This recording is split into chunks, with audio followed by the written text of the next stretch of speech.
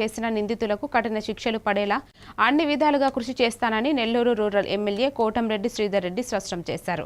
పెంచలయ్య కుటుంబాన్ని పరామర్శించిన ఆయన ఈ విధమైన దారుణ ఘటనలు సమాజాన్ని కలవరపెడుతున్నాయని, గంజాయి మాఫియాలు పూర్తిగా మూతపడే వరకు చర్యలు కొనసాగుతాయని తెలిపారు. కోటంరెడ్డి పెంచలయ్య కుటుంబానికి 10 లక్షల ఆర్థిక సహాయం అందజేసి వారి ఇద్దరు కుమారుల విద్యా బాధ్యతను తన కుటుంబ సభ్యులుగా స్వయంగా తీసుకుంటారని హామీ ఇచ్చారు.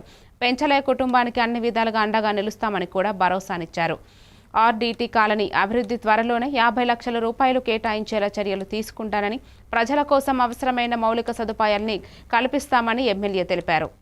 వ్యతిరేకంగా ఆ పోరాటాన్ని మరింత ముందుకు తీసుకెళ్లాల్సిన బాధ్యత అందరి మీద ఉంది. దానికి స్థానిక శాసనసభ్యుడిగా మీ కోటంరెడ్డి శ్రీధర్ రెడ్డిగా అన్ని పార్టీలను కలుపుకుని, ప్రజా సంఘాలను కలుపుకుని, మేధావుల సహాయ సహకారాలతో, పోలీసుల సహాయ సహకారాలతో, ముఖ్యమంత్రి చంద్రబాబు నాయుడు గారి ఆశీస్సులతో ఆ యొక్క గంజాయికి వ్యతిరేకంగా ఒక పటిష్టమైన ఉద్యమాన్ని, ప్రజా ఉద్యమాన్ని నిర్వహించాల్సిన అవసరం ఉంది. ఆ బాధ్యత కూడా తీసుకుంటాను.